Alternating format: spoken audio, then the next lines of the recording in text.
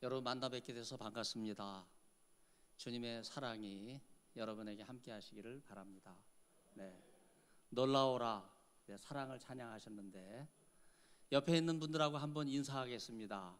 사랑합니다 해보세요. 사랑합니다. 네, 사랑합니다.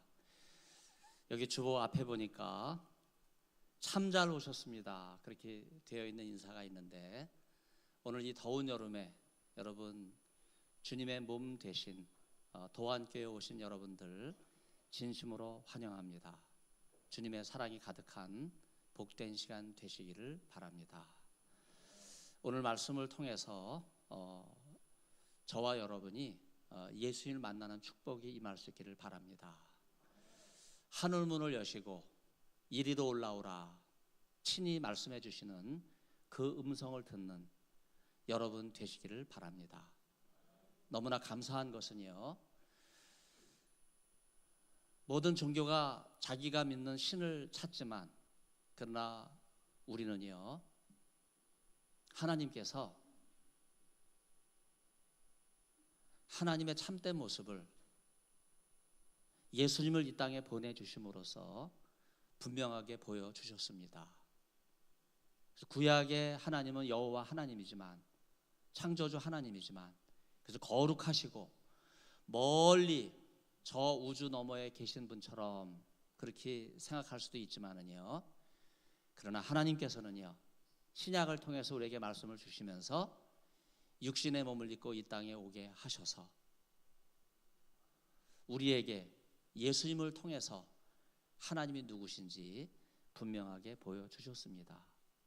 오늘 우리가 봉독한 이 말씀이 바로 예수님께서 3년 동안 공생애를 사실 때 행하셨던 중요한 일들을 공생애 초창기에 보여주시면서 앞으로 어떻게 진행될 것인가 하는 것을 말씀해 주고 계신데, 그런 점에서 이 말씀은요, 앞으로 우리가 어떻게 살아가야 할지 하는 것에 대한 귀한 가르침이 될 수 있습니다. 제가 오늘 제목을 예수님께서 보여주신 모델을 따라 이렇게 정했는데, 눈앞에 분명하게 보여주신 예수님만 바라보고 따라가면 우리가 지금까지 어떠한 삶을 살아왔든지 이제는 하나님께서 나를 통해서 새롭게 계획하시고 하나님의 뜻을 이루는 귀한 사람 되게 하실 줄로 믿습니다. 여러분 23절 시작하면서 지금 예수님은 어디에 계십니까? 온 갈릴리에 두루 다니사. 지금 예수님은 갈릴리에 계세요. 한 곳도 빠짐없이 온 지역을 두루 다니고 계시는 그런 모습을 소개하고 있습니다. 지금 담임 목사님과 성도님들이 성지에 가 계시지만요, 저도 한번 성지를 인도할 때 이제 여행사를 택했는데 그 여행사가 두루 여행사였어요. 그런데 이분이 사장님이 직접 가셨는데 가는 데마다 신구약 성경에서 두루가 나오는 성경 구절을 이야기하면서 자기네 여행사는 성경적인 여행사다 이렇게 말하는 것을 제가 지금도 기억하고 있어요. 네, 여러분 갈릴리에 계신 예수님께서 단 한 곳도 빠짐없이 두루 다니셨다 하는 이 말은요, 우리에게 너무나 귀감이 되는 말씀입니다. 지금 굉장히 더운 날씨인데요, 여러분 그래도 행복하신 거예요. 지금 목사님과 성도들이 이스라엘 땅에 가 계신데 거기는 뜨거운 맛을 보고 있는 겁니다. 네, 얼마나 더운지. 네, 그런데 2000년 전 생각해 보세요. 교통도 불편하고, 네, 거의 뭐 준사막과 같은 곳이 갈릴리인데 장렬하는 태양 밑에서 여러분 예수님께서 갈릴리 온 지역을 두루 다니신다고 하는 것은 상상할 수 없을 정도의 어려운 일이라고 말할 수 있어요. 그런데 예수님께서는요, 그걸 마다하지 않고 되게 사람들은 편애를 합니다. 자기가 가는 길로 가요. 그러다 보면요, 익숙한 데 빠지게 마련이지요. 어느 부인이 늘 지나가는 길이 있어요. 그런데 어느 건물 앞에 앵무새가 있는 거예요. 되게 앵무새는 말 흉내를 내잖아요. 안녕 뭐 이러잖아요. 그런데 이 여인이 지나가면요, 앵무새가 유독 하는 얘기가 있어요. 못생긴 게. 그래서 이 여인은 자기 귀를 의심했어요. 옷도 근사하게 차려입고 성형수술까지 받고 화장도 하고 명품도 둘렀는데, 아니 못생겼다니. 그래서 주인을 찾아갔습니다. 이 앵무새를 치워버리든지 못생긴 게 이런 말을 하지 않게 해달라고. 주인이 알았다고. 네. 그 다음날 지나가는데 앵무새가 아무 소리도 하지 않는 거예요. 그래서 궁금해서 이 여인이 새장 앞으로 다가가서 앵무새를 가만히 들여다봤어요. 그랬더니 앵무새가 날개로 얼굴을 가리면서 날개를 펼치더니 말 안 해도 알지? 앵무새의 생각은 변함이 없는 거예요. 여러분, 이솝 우화 중에 벌거벗은 임금님 이야기 알고 계십니까? 사치스럽고 근사한 옷을 좋아하는 임금님을 위해서 제단사가 멋진 옷을 만들었다고 이야기하면서 이 옷은 마음이 나쁜 사람에게는 보이지 않습니다. 그렇게 이야기했더니 임금님 주위의 고관대중 모두가 나쁜 사람이라고 하는 게 드러날까 봐 너무나 훌륭합니다. 그러니까 임금님도 자기의 나쁜 마음이 드러날까 봐 훌륭하다고 생각하고,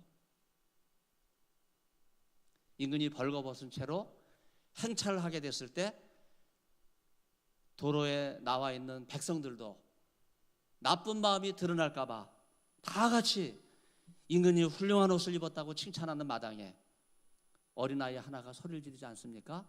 임금님 빨개 벗었네. 여러분, 진실은 가려지지 않습니다. 우리는 우리의 본질을 잃어버리고 살아갈 때가 얼마나 많습니까? 내 속에 있는 궁극적인 질문, 내가 무엇을 위해서 살아가야 되는지, 하나님께서 나를 통해서 이루시려고 하는 그 목적이 무엇인지, 이건 우리가 그렇게 생각하지 않고 그냥 일상에 파묻혀서 살아가는 것이 우리의 삶이 아닙니까? 여러분, 그런 점에서 오늘 거룩한 주일 말씀을 통해서 나를 돌아보시고 내게 주시는 말씀이 새로운 비전이 돼서 우리의 삶이 변화되는 놀라운 축복이 이 아침에 일어날 수 있기를 간절히 기원합니다. 여기 오늘 말씀 가운데 보면요, 예수님께서 그들의 회당에서 가르치시며 라는 말씀이 나오는데, 이게 첫 번째 말씀이에요. 예수님의 삼중지, 세 가지 중요한 공생의 직분 가운데 첫 번째는요, 그들의 회당에서 가르치신 거예요. 그들의 회당은 어디입니까? 유대인의 회당이에요. 예수님께서는요, 유대교의 가르침이 잘못됐고 바리새인의 누룩이 잘못됐다고 지적하면서, 유대인이 생각하는 메시아는 정치적인 메시아예요. 로마 압제하에 있는 이스라엘 백성의 주권을 회복하고 이스라엘 나라를 다시 로마로부터 세우는 그런 정치적인 메시아를 기다리는 유대교를 향해서, 메시아는 백성의 죄를 구속하시고 십자가를 통해서 이 하나님의 구속의 역사를 이루시며 만백성을 죄와 사망 가운데서 구원하시기 위해서 오신 대속의 메시아라고 하는 것을 가르치신 거예요. 그래서 구약시대의 백성들은 하나님과 너무나 큰 죄의 담 때문에 감히 하나님 앞에 가까이 나아갈 수 없는 그런 상태였어요. 거룩하신 하나님 앞에 죄 많은 인간은요, 감히 그 얼굴을 들고 나갈 수가 없잖아요. 그러나 신약시대에 예수님께서는요, 하나님과 인간 사이에 막힌 담을 헐어내셨습니다. 그래서 하나님과의 평화를 이루어 주셨어요. 그런 점에서 예수님께서는요, 우리 마음 깊은 곳에 있는 이 죄의 문제, 하나님과 원수로 지낼 수밖에 없는 이 근본적인 죄를 십자가를 통해서 멸하시고 하나님과의 진정한 평화를 이루신 구속의 예수님이세요. 이 놀라운 구원의 복음을 예수님께서 나사렛 회당, 누가복음 4장을 보면 이사야의 말씀을 펼쳐서 읽으시고 오늘날 이 말씀이 너희 귀에 응하였느니라 이렇게 말씀하게 되었을 때 정치적인 메시아를 기다려왔던 유대인들은요, 예수님 밀쳐냈어요. 낭떠러지까지 밀어서 예수님을 죽이려고 하지 않았습니까? 그러나 아직 그때가 이르지 않았기 때문에 예수님은 유유하게 그 군중들을 빠져나가셔서 공생애를 시작하시는 이런 내용들을 우리는 기억할 수 있습니다. 여러분, 그들의 회당, 어쩌면 우리와 상관없는 거예요. 우리는 외면할 수 있어요. 무관심할 수 있어요. 그러나 예수님은요, 그들의 회당에 찾아가셔서 그들에게 하나님 나라의 복음을 증거하셨습니다. 오늘 우리에게 그들의 회당은 어쩌면 우리가 관심 갖지 않는 중대한 도전 하나가 있는데 바로 그 도전은요, 이슬람의 도전이라고 말할 수 있어요. 여러분, 성지를 가면 오스만 터키가 지배한 곳에 소아시아 7교회 다 무너졌어요. 돌 하나도 돌 위에 남지 않고 폐허만 남아 있습니다. 한번 무슬림화 되면 다시 교회를 회복할 수 없는 이 엄청난 사실을 우리는 기억하고 있어야 돼요. 지금 한반도를 이슬람화해서 전 세계 이슬람 교두보를 만들려고 하는 이슬람의 이 전략을 우리는 기억하고 있어야 됩니다. 이슬람을 창간한 사람은 6세기, 7세기의 무함마드예요. 그는 메카라고 하는 부족의 부족장이었고 아라비아 반도를 통일하려고 했을 때 힘이 딸렸잖아요. 610년 메디나로 천도합니다. 그리고 힘을 길러서 다시 메카로 돌아올 때는 아라비아 반도를 무력으로 통일해요. 한 손엔 코란, 한 손엔 칼. 그래서 메카 부족의 부족신, 쿠라이시 부족의 부족신에 불과했던 이 알라, 달신이에요. 유일신이 아닙니다. 아라비아 반도를 통일한 그 여세를 몰아서 7세기 동안 북아프리카 이집트에 뿌리를 내리고 있었던 곱트 기독교인들을 침공하게 돼요. 곱트 기독교는 어떤 사람들입니까? 예수님 태어난 지 얼마 되지 않아서 헤롯의 박해가 있었을 때 나귀를 타고 애굽으로 피신 가신 거예요. 그래서 동방박사와 들에 양치는 목자들이 예수님의 탄생을 기뻐 예물을 드렸지만, 그러나 예수님을 처음 만난 사람들은 애굽을 방문한 이집트 사람이에요.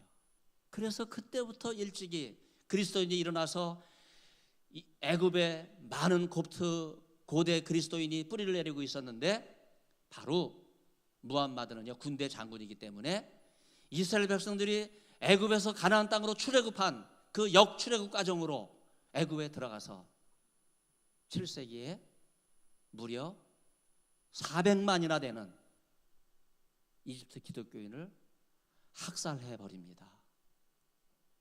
왜?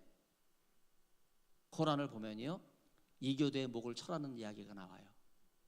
우리는 복음서에서 이방인이라는 말을 많이 들기 때문에 이교도는 이방인이겠다 이렇게 생각할지 모르지만요, 코란에서 입에 밥알이 들어가면서 옹알옹알 하기 시작하는 어린아이가 말하기 시작하는 코란 첫 구절이 이교도의 목을 치라는 거예요. 거기서 말하는 이교도는요, 기독교인이에요. 처음부터 이슬람은 기독교를 반대하기 위해서 태어난 종교입니다. 우리는 이러한 사실을 알고 그들의 회당에서 가르치신 예수님의 말씀을 기억하며 이 땅에 많은 무슬림이 찾아올 때 그들에게 복음을 전하는 기회로 삼아야 돼요. 그들을 외면하면 안 됩니다. 지금 교회마다 다문화 프로그램 운영하고 있는데 자칫 잘못하면 역으로 이용당할 수 있어요. 여러분, 코란에서는요, 다른 종교 개종을 허락하지 않습니다. 그런 점에서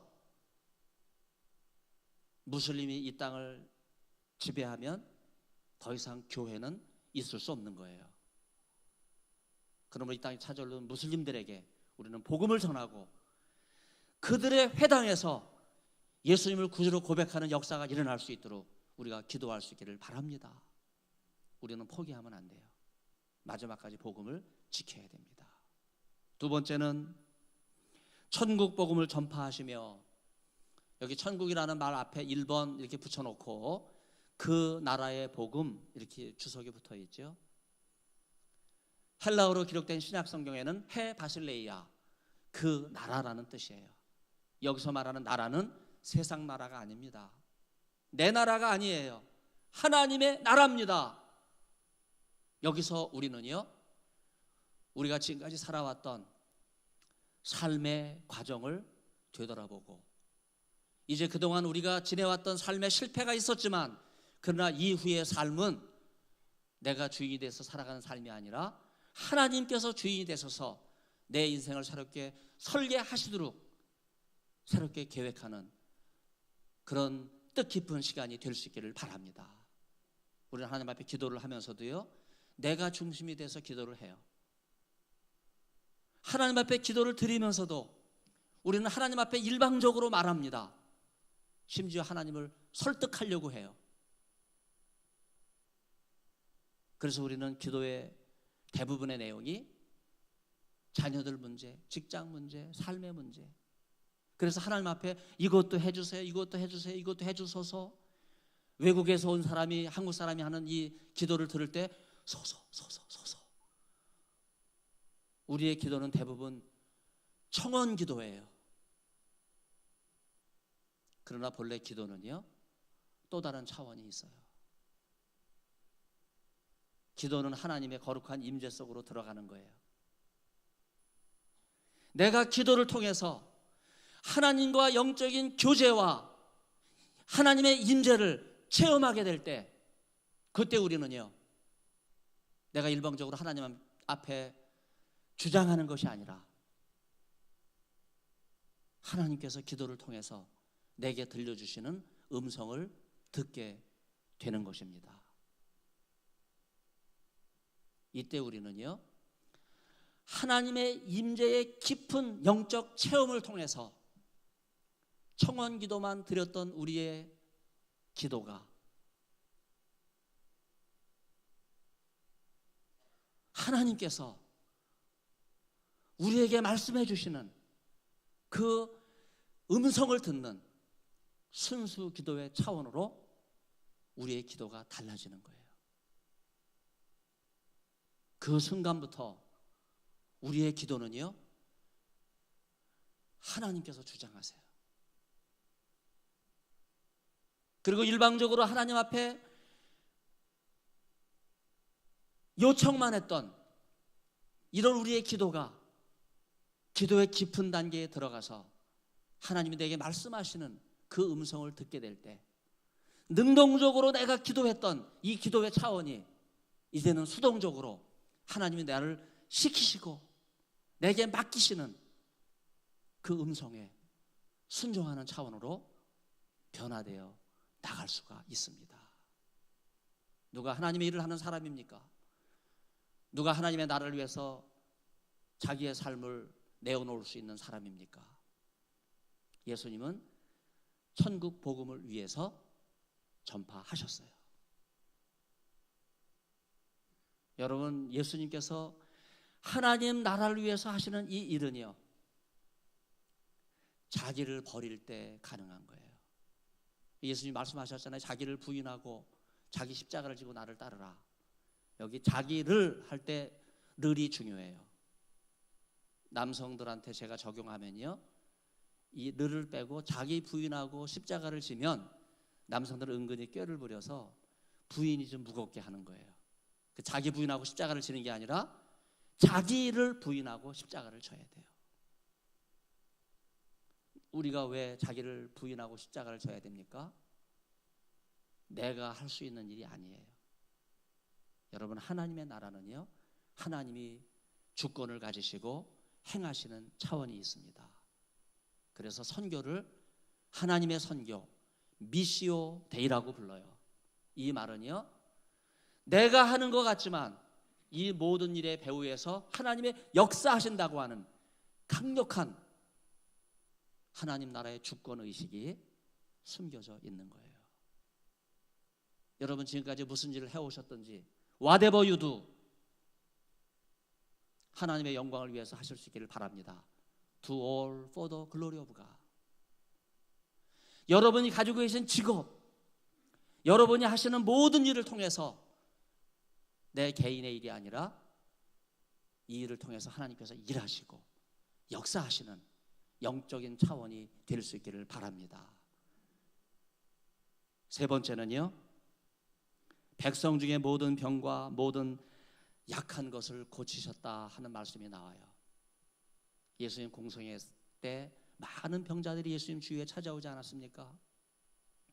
특별히 약한 것라고 하는 이 표현은요, 아스데미아, 카코스라고 하는 헬라어와 연결되어 있는데, 연약한 것, 나쁜 것, 왜 사람이 연약해지고 나쁜 것에 사로잡히는가? 우리는 이 헬라어 이 말씀의 의미를 깊이 생각해 봐야 돼요.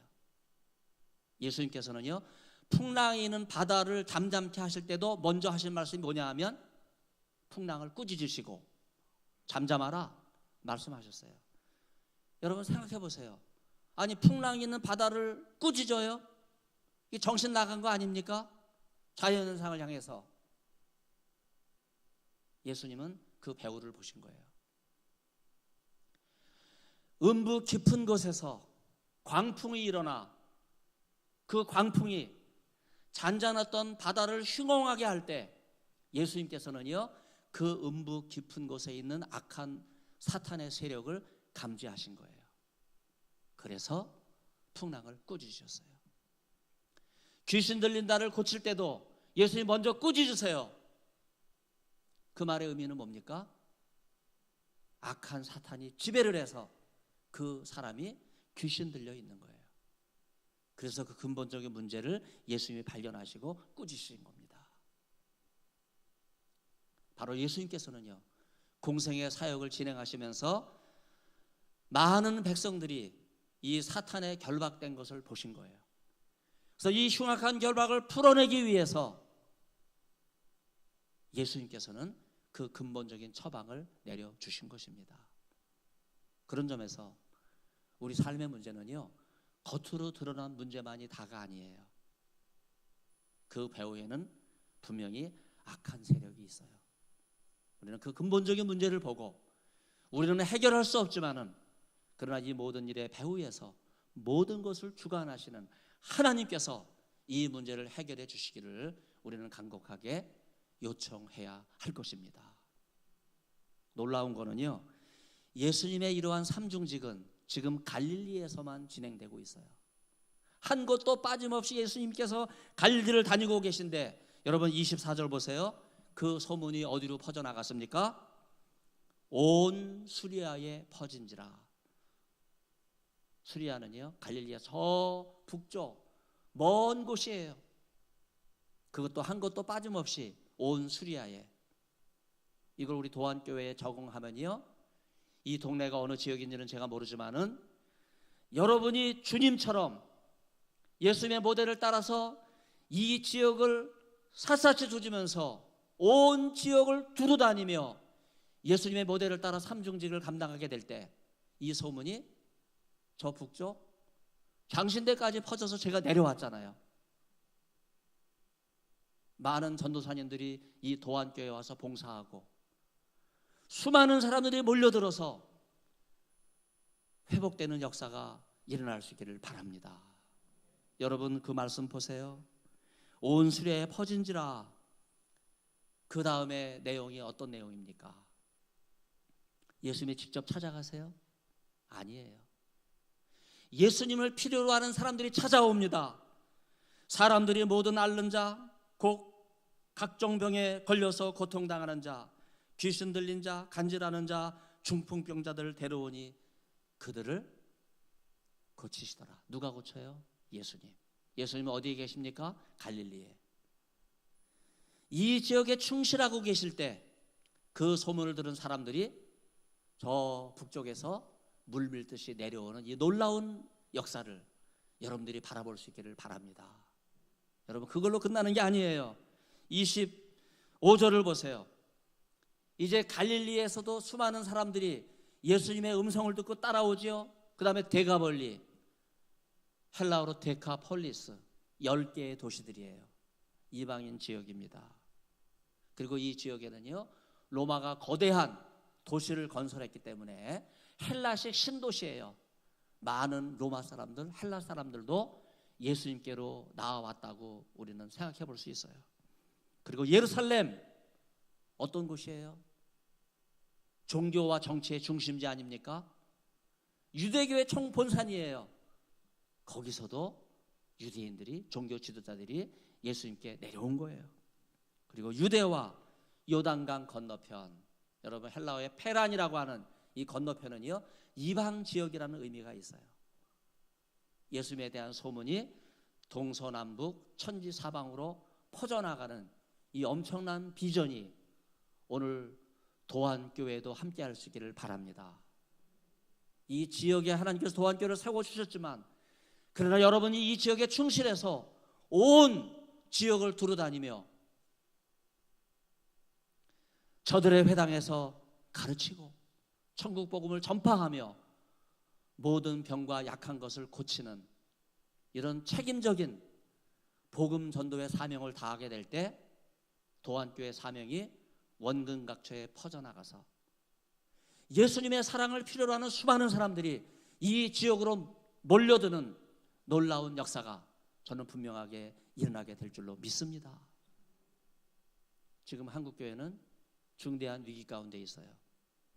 제가 이슬람에 대해서 말씀드렸지만요, 또 하나 한국교회를 심각한 위협에 빠뜨리는 하나의 징조가 나타나고 있는데, 바로 그 징조는요, 지난 5년 동안 막아왔던 일이에요. 그런데 이달 마지막 7월 31일 문재인 대통령께서 국무회의를 직접 주관하시는데 한 가지 중요한 법안 하나가 상정이 돼서 대통령 시행령으로 처리될 가능성이 있어요. 그 법안은요, 포괄적 차별금지법입니다. 쉽게 말씀드리면요, 전도 못해요. 그리고 동성애 문제에 대해서 우리는 더 이상 언급할 수 없습니다. 제가 안타까운 말씀 하나 드리면요, 지난 5월 17일 세계 성소수자 반대, 혐오 반대의 날이에요. 이날은 1973년 미국 정신병리학회에서 동성애를 정신병에서 제외시킨 날이에요. 이 날을 기념해서 성소수자 혐오 반대의 날을 국제적으로 지정한 거예요. 그런데 이날 장신대 한경제 예배당에서 전교생이 모여서 채플 예배를 드리고 있었어요. 그때 동성애를 지지하는 학생들이 빨주노초남보 7개 무지개 색깔에서 한 가지를 뺀 동성애 지지 무지개 깃발을 날리면서 옷을 입고 예배 시간 내내 시위를 했어요. 그리고 예배위원이 아님에도 불구하고 예배가 끝난 다음에 단상으로 올라갔습니다. 그리고 기념 촬영을 했어요. 그리고 십자가 밑에서 동성애 지지 무지개 깃발을 날리면서 시위를 했어요. 이게 장로회 신학대학교 현재의 모습입니다. 제가 미국에서 10년 넘게 유학생활 하면서 공부했지만은요, 여러분, 동성애 지지자들이 성스러운 장소에까지 가서 시위를 한 적이 없어요. 지성소라고 할 수 있는 십자가 강단에까지 여러분, 장로회 신학대학이 무지개 깃발로 더럽혀졌다고 하는 것은 심각한 문제입니다. 여러분 이 일을 위해서 기도해 주시기를 바라요. 영적인 싸움입니다. 저는 창세기부터 요한계시록을 다시 읽고 있어요. 왜 하나님께서 소돔과 고모라 성을 불과 유황으로 멸하셨는가? 하나님이 보낸 두 남자 천사가 롯의 집안에 있을 때 소돔 사람들이 와서 문을 두드리면서 소동하는 거예요. 우리 남자들이 당신의 손님들 남자 천사들과 상관하리라. 여러분 상관하리라는 단어는요, 성관계를 갖겠다는 거예요. 소돔 사람들이 남자들이 남자 천사들과, 그래서 소돔이라고 하는 말은, 소돔 사람들이라는 말은 동성애라는 말이에요. 하나님께서 멸하시기로 작정한 그 심판을 우리는 돌이킬 수 없습니다. 그래서 아브라함이 이것을 알고 의인 50, 의인 45, 40, 35, 30, 20, 10 거듭해서 의인 10사람이 있으면 어떻게 하시겠습니까? 이렇게 반복적인 기도를 드리게 되었을 때 하나님께서 말씀하세요. 내가 소돔성에서 의인 10명을 찾으면 멸하지 아니하리라. 여러분 하나님의 심판은 결코 늦출 수 없는 거예요. 결국 불과 유황불로 동성애 가득한 소돔성이 멸망하게 될 때 하나님께서는 아브라함의 기도를 들으시고 롯과 두 딸을 살려주시지 않습니까? 롯의 부인도 살려주셨지만 뒤를 돌아봄으로 인해서 소금 기둥이 돼버리고 말았어요. 여러분 이 땅에 가득한 이 악한 세력을 우리의 힘으로는 감당하기 어렵습니다. 이 영적인 싸움에서 우리가 하나님 앞에 기도하며 하나님의 전적인 도우심을 구하는 성도들이 될 수 있기를 바랍니다. 우리 삶의 문제도 힘들고 고달픈데 내가 과연 이 전 세계를 광풍처럼 휩쓸고 있는 이 이슬람 그리고 이 동성애 문제 과연 바르게 대처할 수 있을까? 하나님은 살아계십니다. 살아계신 하나님께서 우리를 통해서 이 귀한 일을 분명히 이루어 주실 줄로 믿습니다. 여러분 교회는요, 창조주 하나님께서 인생을 창조하셔서 남자와 여자를 한 몸 되게 하시고 그리고 거기서 태어난 자녀들을 통해서 아름답고 숭고한 가정을 만드시려고 하신 것이 하나님의 창조 계획 속에 있는 거예요. 예수님 마태복음에서 두세 사람이 내 이름으로 모인 곳에 나도 함께 하겠다 말씀하셨어요. 여러분 이게 최소 단위의 교회예요. 교회는 부모와 자식이 두세 사람이 있는 곳이 바로 거룩한 교회의 출발입니다. 그래서 끊임없이 하나님의 창조가 재창조되고 그래서 가정을 통해서 교회가 세워지고 건전한 가정을 통해서 교회가 하나님 나라 복음의 귀한 사명을 감당하는 이러한 역사가 일어나게 될 때 인류는 하나님의 축복 가운데 아름다운 영적인 가정을 이루고 하나님께서 기뻐하시는 교회를 이루어 가는 거예요.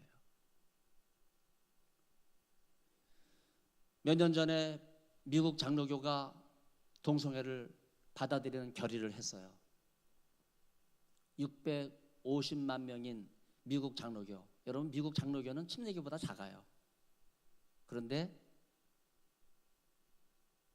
몇 년 만에 미국 장로교가 150만이 돼버렸어요.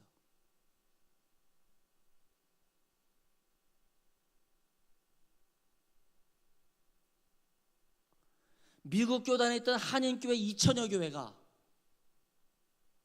미국 장로교를 떠났습니다. 그래서 에코 교단을 만들었어요.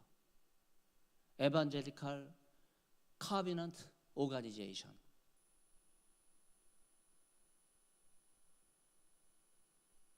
지금 우리나라에도 만일에 화요일 날 포괄적 소수자 보호법이 통과가 된다면요, 저는 더 이상 이 설교 못합니다. 교회의 순수한 복음을 누가 지켜갈 수 있겠습니까? 미국의 최대 교단은 북침례교회예요. 남침례교하고 같이 미국 교회 중에 가장 큰 교단입니다. 그런데 북침례교가 몇 년 전에 동성애를 받아들였어요. 이제 북침례교는요 130만밖에 남질 않았어요. 다행히 남침례교가 동성애를 받아들이지 않고 있기 때문에 아직 침례교가 검제한 거예요. 이 영적인 싸움에서 우리 하나님께서 여러분 한 분 한 분에게 은혜를 주시기를 바랍니다. 나는 이 교회를 지키면서 십자가의 복음을 든든히 붙잡고 하나님께서 나를 통해서 이루실 이 놀라운 계획이 바로 하나님께서 하시는 하나님의 선교다, 이런 확신을 가지고 내가 있는 지역에서 저들의 회당에서 가르치고 천국 복음을 전파하며 모든 병과 약한 자를 고치는 예수님의 공생의 모델을 따라가게 될 때 우리 하나님께서는 우리를 불쌍히 보시고 이 땅을 회복시켜 주실 줄로 믿습니다. 한국교회를 새롭게 하실 줄로 믿습니다. 그러면 세계교회에 새로운 비전을 심어줄 수 있어요. 제가 성경을 보니까요, 동성애는 이단이에요. 마치 삼손시대 포도원의 담장을 허무는 여우 200마리와 같아요. 처음에는 교회 안에 같이 있으니까 동성애자들이 누군지 몰라요. 그러나 점차 전염병처럼 그것을 확정해 나가요. 이단이라는 게 뭐예요? 처음은 같이 있다가 끝이 달라지는 게 이단 아닙니까? 여러분, 동성애도 이와 같아요. 그 성경을 보면요, 동성애 이단에 대해서 강력하게 말씀하고 계세요. 저는 이번 103회 총회에서 우리 총회가 동성애와 퀴어 신학은 이단이다, 이런 가결을 하는 것을 위해서 지금 기도하고 있어요. 여러분, 미국 제빵 제과점 주인이 동성애자 결혼식에 남자 케이크를 만들어주고 여자 케이크를 만들어 달라고 하는 이런 주문을 받았을 때 거절한 거 기억하고 계시죠? 그래서 대법원까지 간 거예요. 이겼어요. 그 이유는 뭐예요? 나는 신앙의 양심을 따라 종교적인 자유 때문에 동성애자들을 위한 케이크를 만들어줄 수 없었다 이거예요. 그래서 종교 문제로 이 문제를 이긴 거예요. 여러분, 인권이 개입되면 안 됩니다. 이 문제는 이단과의 싸움이고 영적 전쟁이에요. 그래서 우리 교단이 이 문제를 종교적으로 동성애와 퀴어 신학은 이단이다, 이런 결의를 해놓고 나면 장신대도 편해지고 우리 그리스도인도 아무리 포괄적 성소수자 법을 제정을 해놓는다 할지라도 우리는 신앙적인 문제로 종교의 자유를 가지고 이 문제를 대처하게 될 때 반드시 승리하게 될 줄로 믿습니다. 하나님은 살아계세요. 살아계신 하나님 앞에 흔들리지 않고 말씀 하나라도 붙들고 그 말씀을 순종하며 실천하려고 하는 이러한 담대한 마음을 가지고 나아갈 때 우리 하나님께서 우리를 불쌍히 보시고 한국교회를 새롭게 하시며 한국교회를 통해 전 세계를 새롭게 하시는 놀라운 역사가 일어나게 될 줄로 믿습니다. 기도하겠습니다. 전능하신 하나님 아버지,